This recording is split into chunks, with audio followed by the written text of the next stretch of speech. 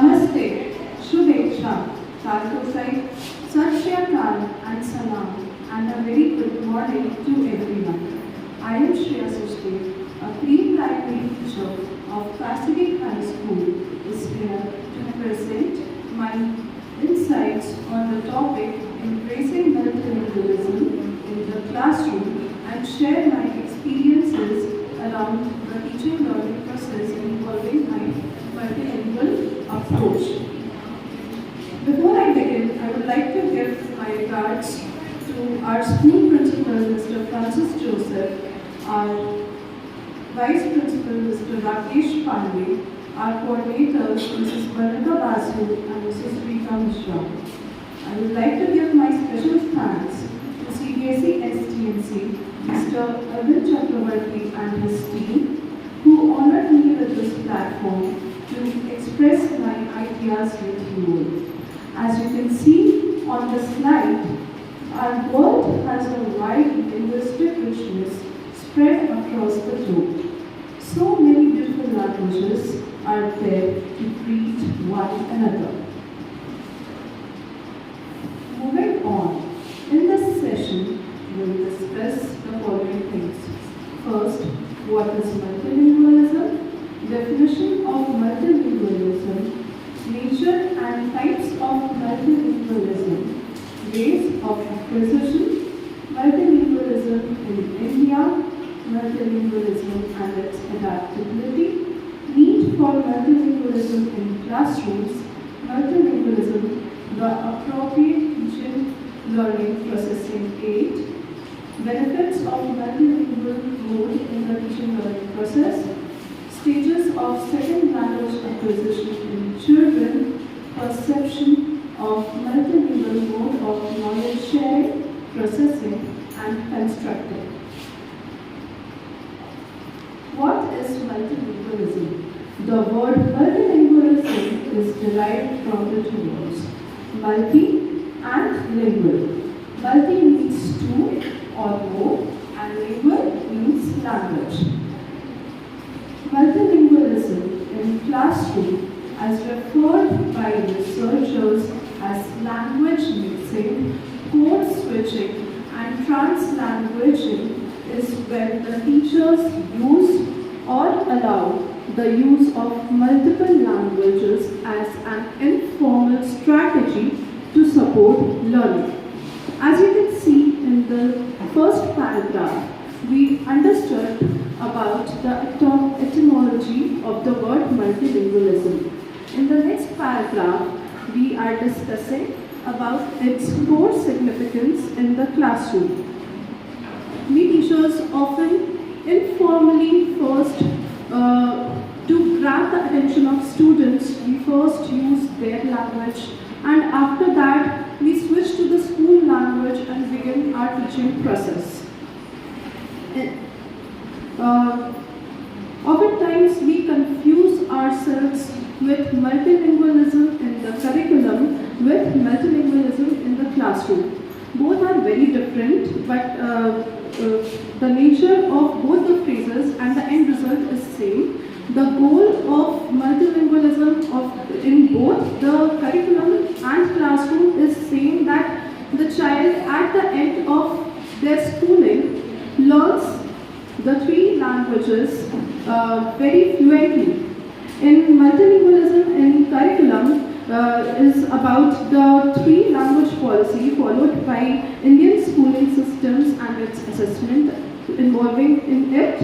Multilingualism in classroom is about moving through the languages as medium of instruction in a back and forth movement. This makes the teaching process flexible and feasible for the students. Now let's discuss what various authors think of the term multilingualism. According to Pierce, multilingualism is the use of several languages by an individual or society. Multilingualism is the natural potential available to every normal human being rather than the usual exceptions given the proper environment, two languages are as normal as two lungs, said by Cook in the year 2002. As we can draw the following inferences from the both definition given, multilingualism emerges from the need of the society and individual both. And being a multilingual is as phenomenal and natural as to multitask with both our pair of limbs. Both our pair of limbs means both the hands and both the legs. Like we can walk and we can hold the things alongside. We can switch from one language to another as we grow and as we adapt to that language easily. Nature and types of multilingualism. Nature of multilingualism are enlisted as follows. It stems out from the need of society. It means that often society is made up of the individuals. We as persons, we form groups, and then society is formed. And when we as group, we speak different languages, we want our language to be given the utmost importance in the society and utmost importance in the group that we are a part of. So it is very important to be multilingual in Indian society because our community is very diverse, and when we are multilingual, or at least we are receptive to the idea of multilingualism, we automatically give the respect to the other individual because language is not just the medium of communication. Language is a very core feeling inside of our existence because when we speak, we are not just speaking for the sake of speaking. We speak our heart, we speak our mind, and we speak what we have experienced throughout our lives. It is also caused due to migration of people. India as a country has experienced the coming of people and going out of people. Many people have immigrated to our country. For example, I hope you all are aware of the Aryan immigration theory. Are you all aware of the Aryan immigration theory? Although it is being debated that it is not true, Aryans were actually a part of our society and there was no such division in our society like Aryans and Dravidians.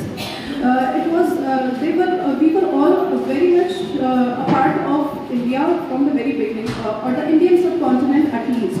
But it is said that Aryans traveled and they brought their culture, they brought their own language. Earlier, the Dravidians, they spoke other language.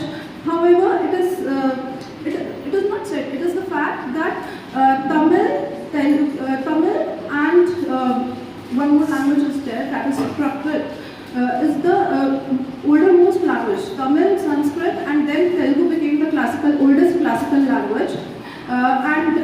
Later on, before Hindi came into existence, Pali and Prakrit were the common languages that were spoken in our country. So, it is kind of wrong that Aryans came in our country.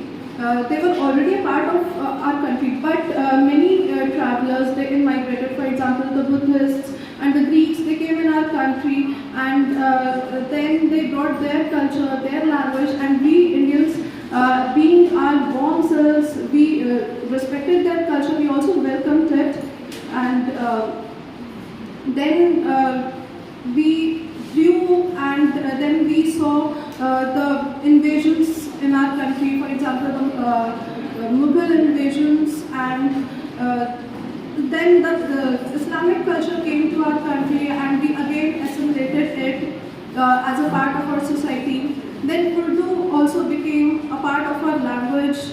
and after that the Britishers came, and the coming of Britishers to our country, their capturing our country and ruling our country was a very big movement in our cultural growth, because then we assimilated all the cultures. There was Indo-Western culture, and English language then came to our country, and it existed as a part of our language community.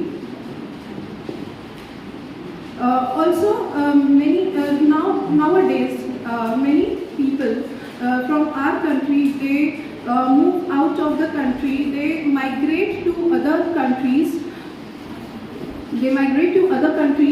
In search of a different kind of living and different opportunities of growth, and then they become a part of their culture, and then they become multilingual because of their traveling experience. It is spread more at social linguistic level than on individual level. Multilingualism may stem out from the social needs, but let's understand this. If I speak one language and you speak another language, and the majority of the group is speaking that language, it is my language will somewhere not come out. Although you may be receptive, I would speak and you would listen, and you would you would understand a little bit of it because of my non-verbal gestures, but certainly you would not be able to respond, and there the communication will die in that language. So it means that my individual need of you being multilingual will stop there. But when you all are speaking one language and I am not a part of that language, it means that I will learn that language, and then I will start sharing my experiences and my views with you all, and then the communication will flow smoothly. So this is to say that when we as society, we are communicating and we understand that some group is speaking this language and majority is with this language, from there the multilingualism aspect steps in the language community and the language policy. But it is the individual is not creating that. The individual is not creating that aspect. The individual is receptive of the aspect of multilingual society. So as you can see, there are two types of multilingualism. First is additive multilingualism, and the second is subtractive multilingualism. Additive, as you understand by the name, in additive multilingualism, there is addition of the languages that one person speaks. For example, if a person first begins with the home language, then that child goes to school, maybe not school, let's take one step back. For example, he goes out and interact with friends, and the friends, they speak Hindi. So slowly and steadily he learns Hindi, and then he goes to school, and the school language, maybe let's assume we are not making one language important, but let's assume he goes to English school, English medium nursery school. So there he learns about English, and as the child moves on, he learns various languages throughout his life, depending on whatever the situations and circumstances are. In subtractive multilingualism, as the name suggests, that one of the languages is getting subtracted, like acquisition of one language is costing the neglect of the previous language that was learned. For example, if I as a child, I am in an Indian community, I speak Hindi, then I go ahead, I speak English, but because of some circumstances, my parents are immigrated to maybe Germany or France, and there I am going to a German or French school. So as a result, I will have to learn their language because they are not going to speak Hindi. Again, that is their society, and I as an individual, I cannot impose my language on them. Somewhere, because I am leaving my community behind, I am leaving India behind, I am going to Germany or France, and I have to speak their language.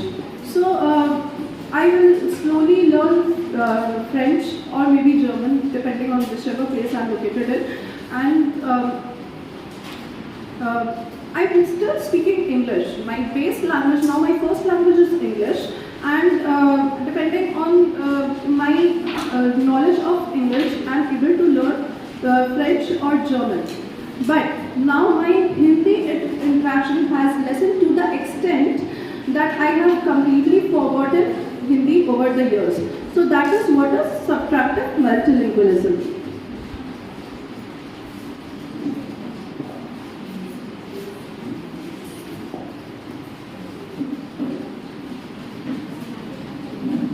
Ways of acquisition. So as you can see on the slides, there are 4 ways of acquiring a language. First is successive bilingualism, where the speaker learns first language, then the other. Simultaneous bilingualism, where the speaker learns one language on the basis of the other language while still learning both the languages at the same time. Learning 2 languages as first language right from infancy. Receptive bilingualism, ability to understand second language but not speaking due to psychological barriers. So successive bilingualism is very common amongst us. I will assume that most of us, we speak Hindi as our home language or the first language. Then we go to school and then we acquire the second language, which becomes English, or maybe it is a possibility that I am coming from a Hindi speaking background and I take admission in a Gujarati school. And when I take admission in a Gujarati school, I automatically start to learn their language. So henceforth, successive bilingualism will continue. Then simultaneous bilingualism. Simultaneous bilingualism is a chance where the child is staying at a home where they speak their mother tongue, their regional language, and the community where the child is interacting is also speaking the same language as that child. For example, again, I'm not glorifying one language or trying to demean one language. Let's take our emotions out of it first. For example, the child is speaking Bengali at his home, and then he goes out, he plays with his friends, and the friends are speaking the same language as him. They are also interacting with him in Bengali. So Hindi is still not a part of his culture. So when he goes to school, he learns both the languages at the same time. He will learn Hindi and he will learn English. So that kind of situation becomes very difficult.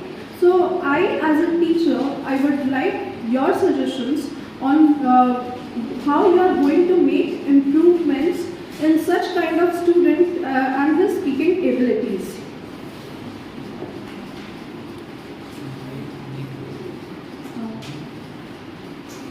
Anyone who would like to volunteer to answer?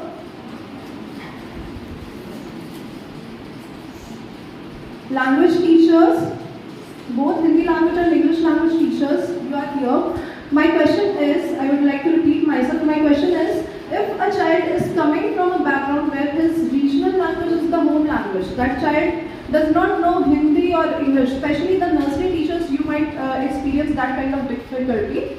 The child does not know Hindi also and English also. So how do you deal with such kind of children, and how do you slowly get them in the mode of learning Hindi and English, both at the same time? It goes on simultaneously. Harshita teacher?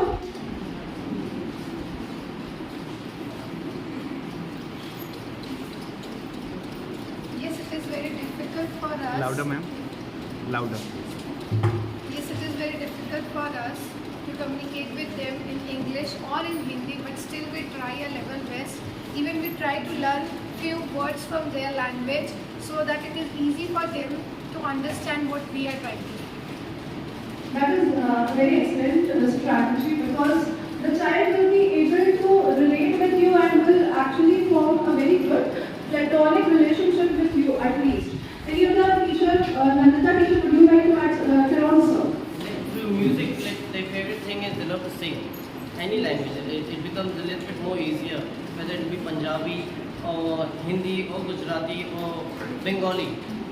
Like I can't speak Bengali, but then if I try to learn that song, particularly a particular Bengali song, then I learn the language also.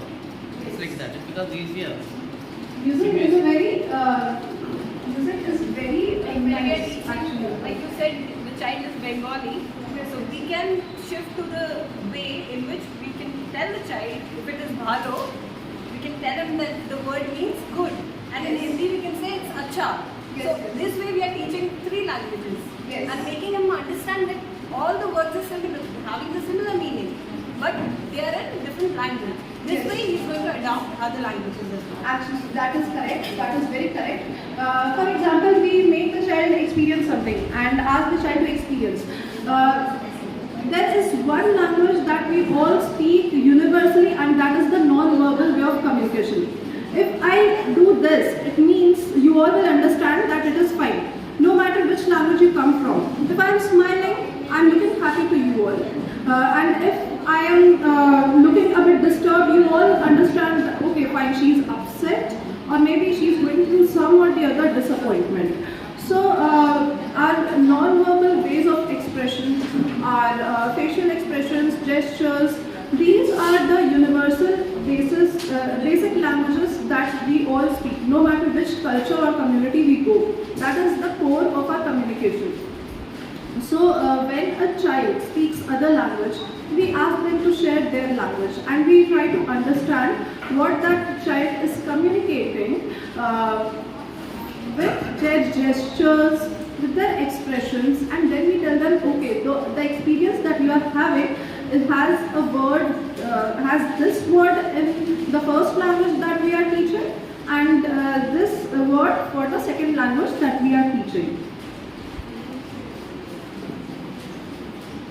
Now, learning 2 languages as first language right from infancy. Again, let's take this example to a bit different situation. For example, the child again is born in a family where one language is spoken and the language is regional language. But the parents, they know that they have to make their child to grow in society, and speaking only one language at home will limit their interaction with the world, because their language is not the only language that is spoken in the country. So to make their experiences vast, they start interacting with let's consider that you have a baby at your home, and the baby at the very initial stage, the baby does not speak anything at all. So he is just observing you and your family. So when the baby observes his surroundings, he sees, okay, so this person is saying this and is doing this action. So he learns that language, that word specifically, and then the next person, he comes and speaks in the other language, and then they speak in English, and maybe they are speaking more than one language at the same time. So after some time, when the child actually grows into the stage of speaking and develops the literacy skills, it is observed that the child is able to speak all the 3 languages, English, Hindi, and the home language that is shared among the family members. So in these kind of children that you get, what do you think about these children? Like, are they a benefit to you while you are teaching, or again they are getting confused among all the 2 or 3 languages that they are speaking? What kind of experience do you have? Can anyone please share? I would like to repeat myself. The question is that a child is coming from a home where the parents are speaking the home language, maybe any regional language, is speaking Hindi, and the child is also interacting in Hindi. Like the parents or the family members, they speak in English also, they speak in Hindi also, and their regional language. So the child, when is observing and listening, is able to acquire the 3 languages in a certain level, to a certain level. So when that kind of child comes to you, what do you think? Is that child open to learning more, or is it that the child is getting confused among these languages? Can you please share your views?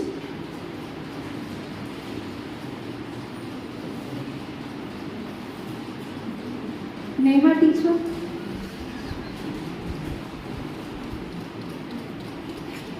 See, there's a mindset when the parents are when the parents are sending their kids to an English medium school, it's very clear and obvious that they need to learn basic words of English. So when they're coming back to the school, and if there's an English teacher, social science teacher, science or Hindi teacher, they must know, and the teacher should communicate in bilingual language. First, she has to communicate in English, and secondly, she must explain it to the students if they are not understanding in Hindi. But it depends on the teacher that her communication skills should also be in English so that it can be understandable. There are various ways, like if we teach good can be taught in better word also, in best also. There can be many synonyms. We teach synonyms in grammar. Yes. So we can take the help of simple English words to make the students understand. It can be helpful for the students to understand the basic words in English also. Yes, what Neha teacher is saying is at the final stage of foundational literacy stage, when the child has acquired a good number of words, knowledge, and is able to form simple phrases or sentences. Now the next is receptive bilingualism. Receptive bilingualism is a condition when the individual is able to comprehend or understand the second language, but is not speaking that language because of psychological barriers. For example, this is actually my own experience, that I come from a Punjabi family, but my parents, I as a child, I never saw them interacting in Punjabi language. So because of that, my interaction with Punjabi was very far, and although I am at an age where I do understand, and I can speak, but I will not speak fluently. And and now coming to the point how I began to understand. I saw my parents, they did not interact in Punjabi, they spoke to each other in Hindi. But when they went to meet the elders, the other relatives, they started speaking in Punjabi, and that's how I understood, with my basic knowledge of Hindi as my first language. So Hindi becomes my first language and Punjabi becomes my second language, in which should actually be the opposite for me. So that's how it was. So when I came to school, my friends, they did not speak Punjabi, so my interaction was quite less. And I just interacted with Punjabi through the medium of music only. So through music I understood, but again, speaking was still not available to me as an opportunity. Then when I moved to school, in my school, I thank my school and my previous background that my school offered me a variety of languages as third language. For example, they offered us Sanskrit, they offered us Bengali, they offered us Tamil, they offered us Gurmukhi. So I opted for Gurmukhi, and I learned to read and write in Gurmukhi, but again, speaking is still not my part of faculty again in the communication skills.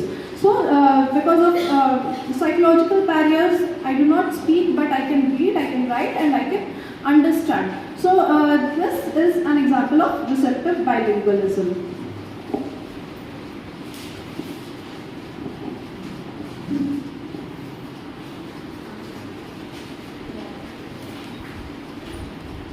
Multilingualism in India. India is a land of diversity. The heterogeneity of language, culture, ethnicity, religion, caste, and creed have beautifully weaved the Indian social fabric. The idea of Indianness has rallied around weaving the diversity through a thread of unity. We all are coming here from different backgrounds. We are all coming from different ways of lifestyle.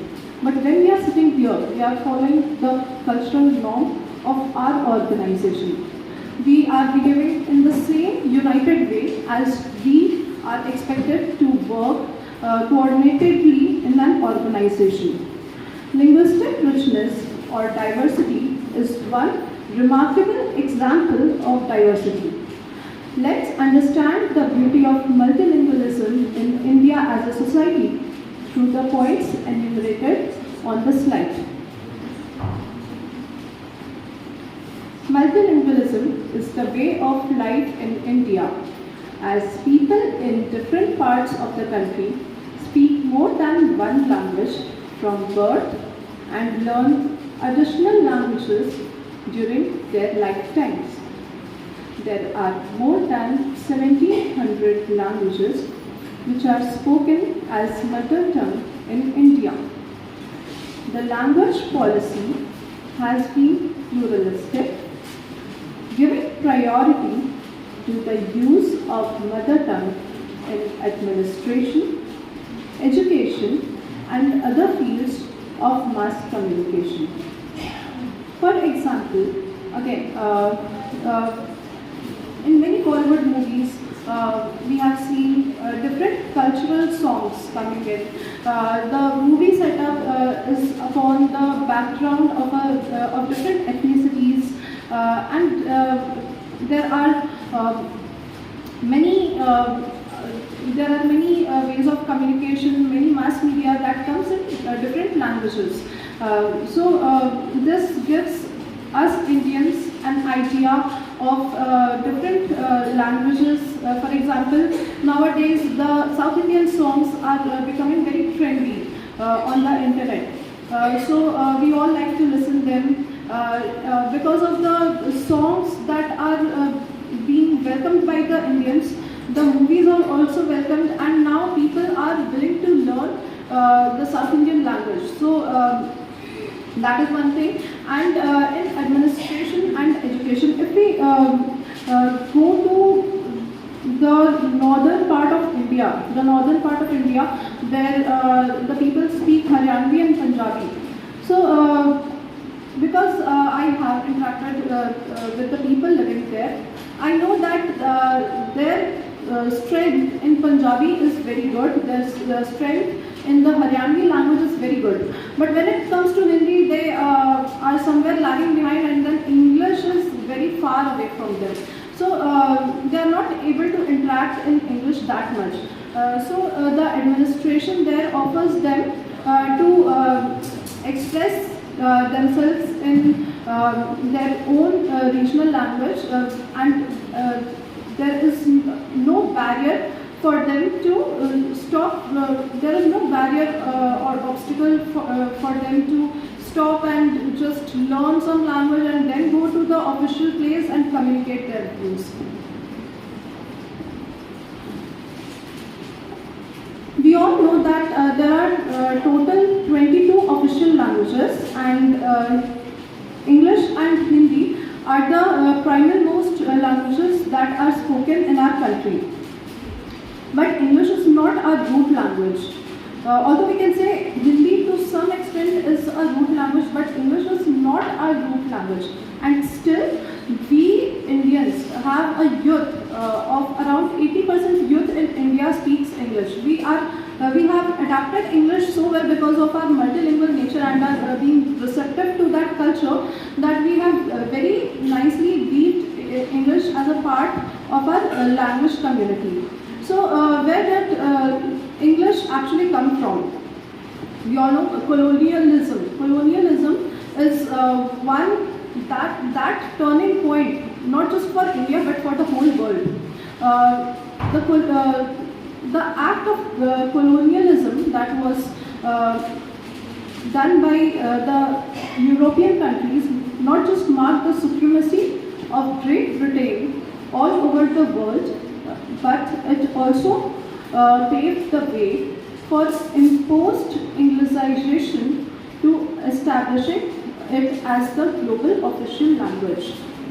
Now, if we go, like we all have studied about the United Nations organizations in our school life, and we all know that there are certain languages that are the official languages. For example, one is English, and another is Chinese or Mandarin, that is, and there are other 6 languages that are the total official languages. So, because of colonialism, now we are the English-speaking community, and we are when we speak English, we are not just an Indian citizen; we are becoming a global citizen because our views are heard and are not limited to just our boundaries of the country. Okay, now what I want to share, the millennials will relate this with. Have you observed that with the mark of globalization came in the year 1990? Am I correct? Globalization came in the year 1990. 1991. Yes. 1991, globalization became a part of Indian economy, and from then we just not imported the goods or services of the outside community or the foreign community, but we also adapted to their idea of culture. We adapted their music. For example, English pop, thanks to Michael Jackson, English pop during those days became a very hit in India, and the first movie that came to Indian cinema was Titanic. So from then on, the trend and craze for Hollywood and its culture became a part of our country again. But if you observe that we are so open to the ideas, we are never limited. We are never limited. For example, we have adapted the regional entertainment also. We have adapted our Bollywood entertainment also, and then there are other languages. For example, nowadays Korean dramas are a thing among the youth, and their singers are a hit nowadays. So we are not limiting ourselves, and because of the craze, maybe there will come a day that Korean language will also be a part of the United Nations organization official language. That can happen because of the rising craze for the Korean entertainment. So yes, that is what I meant. Yes, indeed. Yes. If you go, like when we talk about this, there's a shift of liking of the younger age, the teenage students. They are actually not into more Honey Singh and other singers of India. Rather, they are more interested in what the BTS group is writing. Okay, and they are very much into the grades. They have also formed the army. Okay, yes, why is this? Because BTS, whatever they are writing, they are not just writing it for the sake of entertainment. They have a very deep, you can say, under the surface meaning attached to it, which the today's generation is adapting it, and they are very they're receptive to it. Okay. Yes, and due to peer pressure also many children who are actually not into it, they are also coming into that craze or that army kind of thing, because their friends are into it. So keeping up with their friends, they have to get into the trend. So this way multimedia and other fields are actually they are catering the multilingualism in other countries as well. Yes, yes. And as we can say that nowadays nothing is confined to one area because of internet. So that makes it very important for it's easier for others to adopt other things, other languages, other culture. Today, actually, we must thank today's generation that we are living in a generation where we can grow and keep learning and keep growing through multimedia and internet and other platforms. Thank you. Thank you so much, Shania teacher. You were actually correct. And even one of my students, like not the school student, I know a girl and I used to teach her, and she was so into it that she always wanted to go to Korea because of that craze. So because of internet and because of globalization, now we are not just limited to our community, we have actually assimilated all the global cultures.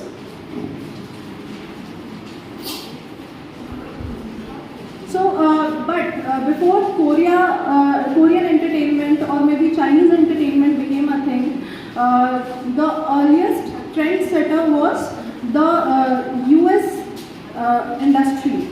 And US is a very fine example of how to rule the global economy. Economy has a lot of diverse industries. It is not just limited to one thing. It has a lot of various industries. There is entertainment industry, there is medicine, and then there are so on. There are many. So the US economy has actually ruled globalization, and it has just made its root on the globalization. Like, nobody is able to shake off US economy from its place. Whether it comes to entertainment, it has fine entertainment. It has made the world to get into their trend. They are following, like even if the food, French fries. There are so many. The people are crazy about French fries. They are like they are into pizza and pastas. There are so many fast foods that the children like. So where it is coming from? It is coming because of globalization. They want to speak their languages. For example, English also has many variations. Like there is Australian English, there is British English, and there is American English. And people, to keep up with the trend, they are willing to learn American English and so on. They are willing to learn many languages to keep up with the global culture.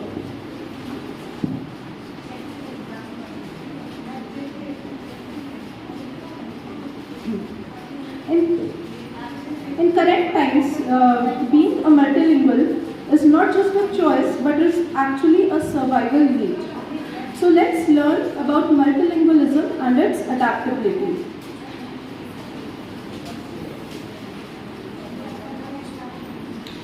Research encouraged multilingualism for the empowerment of learning in general and language learning in particular. This statement states that the multilingualism is not just limited to the language classroom solely. For example, I've observed my co-teachers and I thank them because I have seen that when they're teaching, even the Hindi teachers in our school, when they teach, they're not just limiting their classroom interactions in Hindi. For example, the basic classroom manners are never done in Hindi, they are done in English. And oftentimes the children, when they want to, some children are very curious, and we are very appreciative of those students. These students, they often ask questions and they want to know what this word is called in this language. So they go to Hindi teachers, they learn this thing, and they go to the Hindi teacher and ask what this word is called in language. And our teachers, because of their vast resource of knowledge, they always caters to their need and tell them what this word is called in the other language which they are asking about. So language learning is not just limited to that. And even in other classes, for example, in science classes, because science is at the basic level, it is a concrete subject. So because it being a concrete subject, the children, they are coming with their examples from the experiences of their senses. Whatever they experience from their senses or the surroundings, they know in that language. So they have the basic language, and there is a basic understanding of whatever is being taught in the classrooms till the age of class 5. I believe that, because that is very basic. Because we as an English medium, we are teaching in English, that doesn't mean the student is not having a prior knowledge. The students have a prior knowledge, but in other language. So when we begin our class, we should make a point to know what is their understanding or how they know about this concept. They may know in the other language, and when they share it, they feel very happy. They feel actually a part of that lesson, and they feel the part of the learning and the classroom as well. That I knew this although in another language, but now I will go home and learn it the language that teacher taught me. So that makes learning very engraved in their mind. Some of the significant findings, the finding guidelines which has successfully entertained are: it is widely accepted that learners, especially at a young age, grasp concepts more quickly and effectively in their home language. The level of learning of home language should be standardized with every higher level of education. So the above 2 points, they state that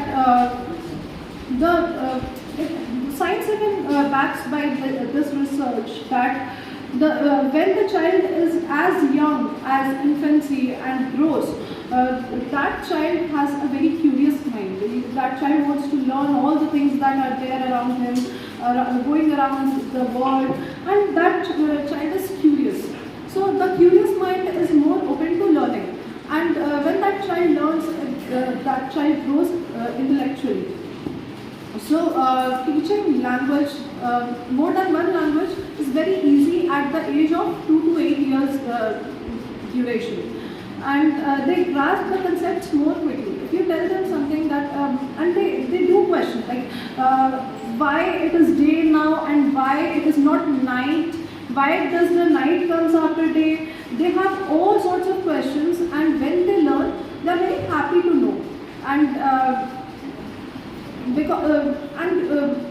sometimes language becomes an obstruction for them to understand, but when the teacher uses another language and explains in both the languages, in the language the student is finding it comfortable or accommodating, and the language that is actually the school language or the official language, official educational language, then the child is learning the concept more deeply.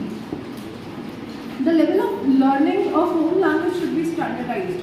Here, in this point, it is assumed that the home language is Hindi, and as in our curriculum, we follow the 3-language policy. Hindi is also taught in our curriculum, and English is also taught, and later on, we begin with the language development of Sanskrit in them as a part of our 3rd language policy.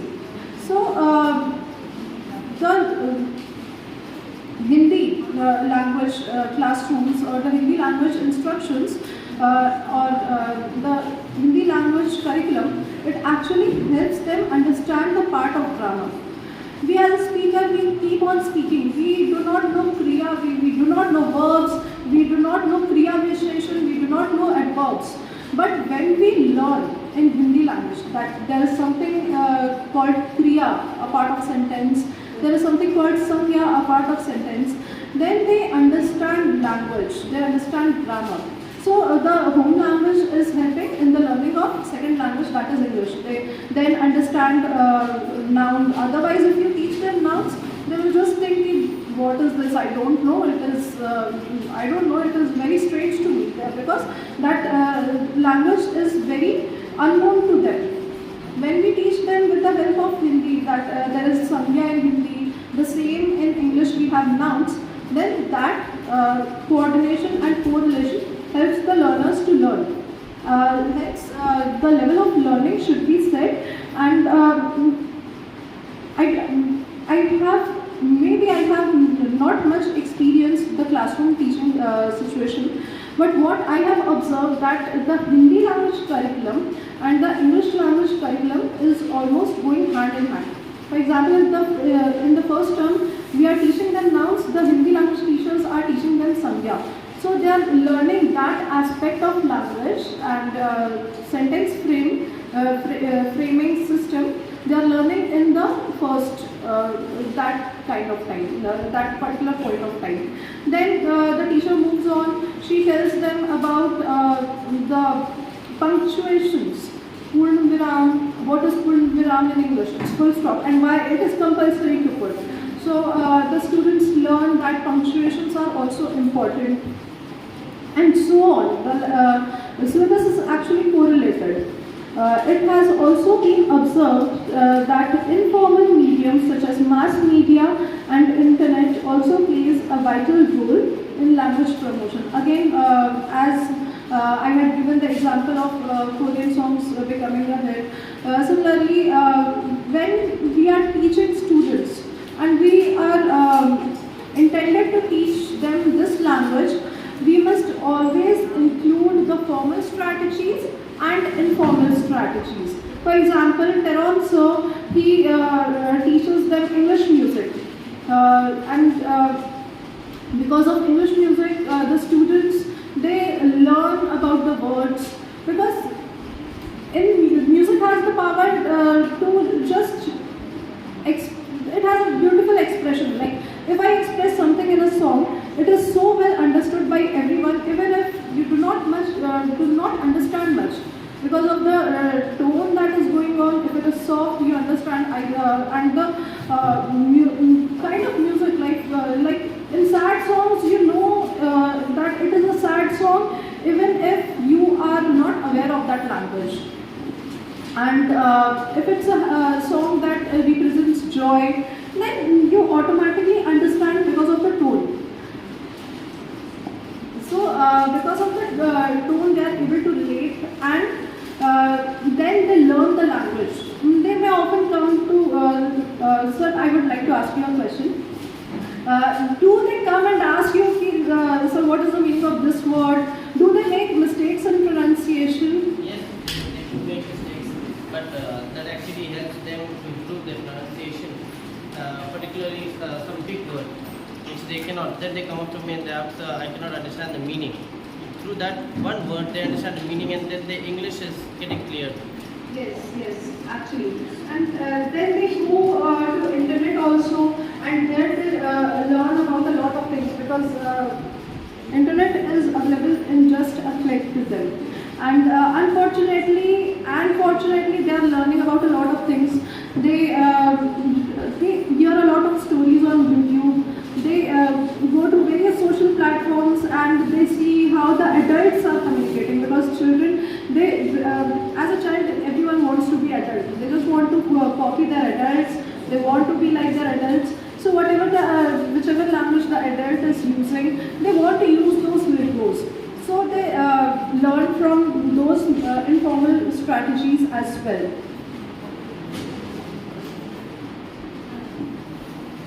Need for multilingualism in the classroom.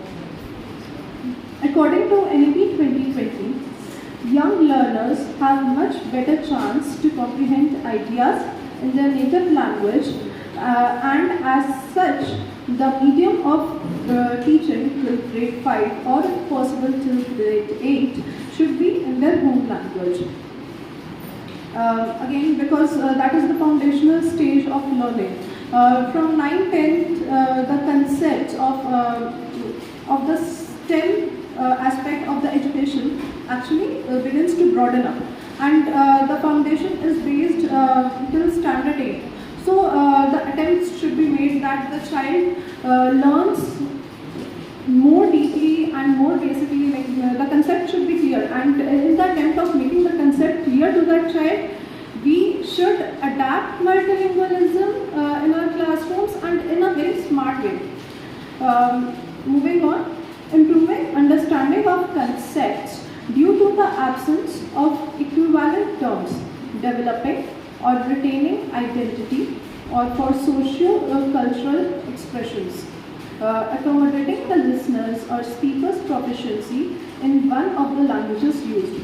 Again, we all know that India is the land of diversity, and when it is the land of diversity, there are many languages spoken here. So, I as a teacher, I as an individual, I am still in Jamshedpur, I am communicating in Hindi. What if I am transferred to a state where Hindi is actually not the first language, maybe South India, and then it will be very difficult for me to live there because I am not adapted to their lifestyle and their language. So I have to be open to learning other languages and maintaining the socio-cultural uniformity there. Children acquire languages really quickly between the ages 2 and 8. That multilingualism has multiple cognitive advantages to our young learners. For example, I have observed, I don't know if you all relate with that or not, the students who actually speak 2 languages at home. For example, they speak their regional language and they speak Hindi as a part of Indian language, and then they are also into English learning. Their mind is very open to learning other things, like they can still learn another language. They are capable enough to learn another language because their mind is not limited to the knowledge that they have gained. Their mind is still open to learning. They are very flexible with the learning, and hence their cognitive abilities have sharpened because of the multilingual flexibility. Children need to be exposed to different languages early on. Focusing on multilingual approach towards STEM education in children, that is science, technology, engineering and mathematics branch of education. Now I pose my question to the science and maths teachers that how does multilingualism helps them in their classroom teaching to develop the STEM skills in their classrooms. For example, when they are teaching science, technology or about physics and maths, how do they incorporate multilingualism, or maybe how does it help actually in the classroom?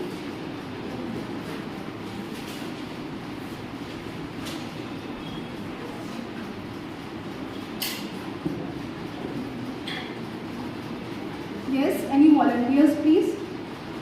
Shalini teacher, you as a science teacher, would you like to share your experience? How do you teach? Like science has many different terms, and how do you teach with them? Yes, SHREYA teacher, science has many difficult terms, but while we are teaching in the classroom, so for example, suppose one terms come and that we explain it in English. Then we explain it in local language, that is Hindi or any other regional language that we are having. Because in CBSE it is recommended that we have to follow 3 language formula up to the primary sections. So we do it in that way so that the student understand the main concept and the crux of the chapter. That is even in English, first we have to do that, then in Hindi, and then there one local language that they are having. That is supposedly we are in Jharkhand, so Jharkhand we are having Hindi as a local language, another Santhali and all. So we don't prefer Santhali, but in Hindi we do it. So the children understand. When we just very soon then when we say leave, for a 1 standard student leave, it could be difficult. But when we say in Hindi, So they connect. We don't need to show it to them. Ki, yes, this is leaf. But when the moment we say leaf, patta, so they connect. Ultimately, their brain makes an image of the leaf and they understand, okay, teacher is talking about leaf, okay. And these are the midribs, these are the veins and all. Yes, They yes. connect And it. then they build on the concept. Yes, exactly. Because of their home language. Exactly. So that is actually, I as a student, like going back to my student life, and I had friends who would rely on rote learning because they did not understand the concept that was taught. Because our school was very rigid with the medium. The teachers, they never switched their language no matter how difficult it was, but they did an excellent job still to make us understand. But again, not every student is the same. So they just try to adapt with the lessons with the help of rote learning. So multilingualism, the appropriate knowledge processing aid. The schooling system majorly relies on the language teachers. And we have to have a right proportion of language medium mixing in our teaching learning process backdrop. For example, when we are teaching English, it should not be that the teaching is only based on English and the students are not learning. It should be a proper mix. If we are using multilingualism, we are using the home language or the language they are able to accommodate in, it should be in the proper ratio. It should not be that we are completely relying on Hindi to teach them English, and because of which the language touch is actually missing. So these are the benefits of multilingual mode in the teaching learning process. First is fostering 21st century skills, which is the end educational goal of our schooling systems. Builds appreciation and empathy for other cultures. Bilingual proficiency is positively correlated with intelligence. Multiple language speaking connects them with communities across the state, countries and continents. Broadens job prospects for children. Hereby, I end my session with you.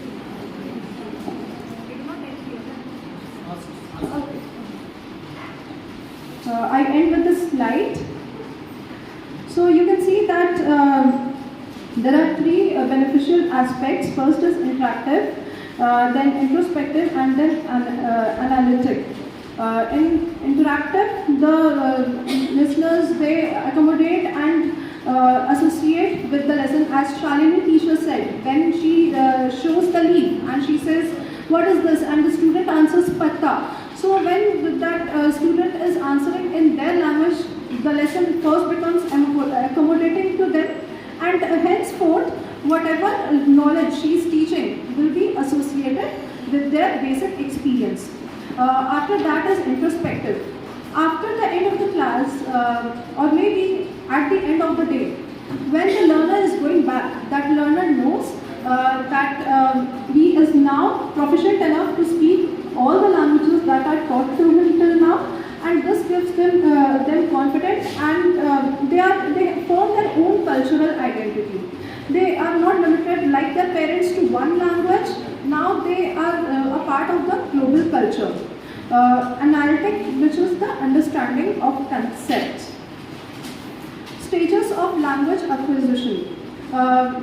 First, there is every child learns the first language and then learns the second language, or maybe he learns both the languages at the same time. But the stage of beginning to speak begins first with pre-talking. In the pre-talking stage, the child does not speak at all. The child is only observing what is happening around. When my mother is wanting to call my father, she says this word. And mothers also, they understand that my child should learn to address his father. so she uses that word. And when she says give me, the father is giving or some person is giving. So in the pre-talking stage, the child is observing and learning. There is no interaction from his side, he's just observing. Then is babbling. Babbling is the attempt to speak and become a part of the language. Then holophrastic stage, where the child begins to speak one word, like addressing words, like he starts to speak mama, he starts to speak papa, and then two-word phrases like give me, or I want this, that, I want, and he points to that thing because he don't know that thing. Then telegraphic stage, where the child is able to speak broken phrases, and then multi-word stage, where the child is able to speak the words, but again it might be possible that the child is not able to pronounce the words. To improve or fasten up the speech development in children, we must introduce them to music or rhymes, and the elders are advised to converse with the children regularly so that they are encouraged to speak. Now that we have understood how children begin their speech development, we will move towards the second language development in children. So there are 4 stages. First is pre-production, then is early production, then is speech emergence and fluency. In pre-production, just like the infancy stage of pre-talking, the child is only observing. You also think of yourselves. For example, you are put in a community where a language is very unknown to you. So you will, for the first 6 to 8 months, you will just observe them. You will see when they say this word, this is the action that is connected to that, and then you start learning. In the second stage is early production. In early production, the child should be taught in a way where they are given close-ended questions. Like when the teacher asks something, the child will either say yes or will say no. And the child should be taught the question words. Like question words like who, what, like who should be, they should be taught that the answer for the question word who is connected with the person, what is connected with the object, and when is connected with the time, and where is connected with the place. They should be given half sentences and they should be able to complete it.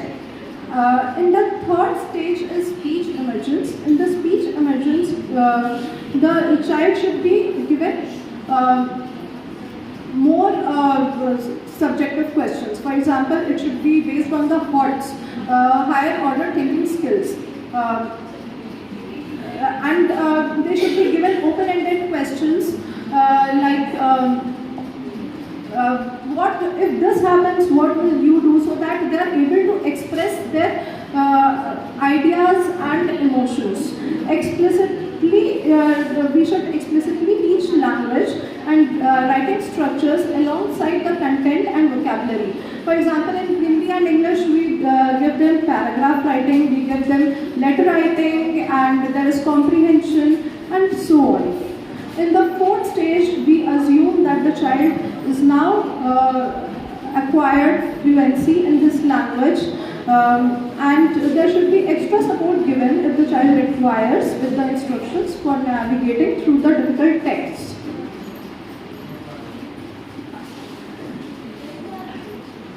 So my perception of multilingual mode of knowledge sharing is that we can teach in multilingual way if we are given enough supportive materials. For example, we expect the Board of Education to provide us with quality textbooks where the child is able to learn throughout the 2 languages or maybe more. So here are the teaching aids. For example, this is the example of teaching them solar system in the multilingual way or bilingual way. For example, many students, they do not know what is the meaning of Mercury. They have heard of the words. They have heard of the words in Hindi, that is Braspati, there is Shukra, but they do not know. So they can learn through this model. This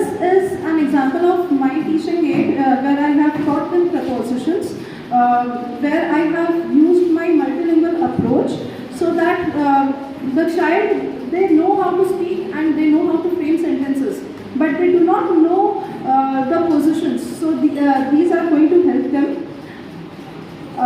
This is for teaching them the parts of flowers in biology. Thank you so much, everyone.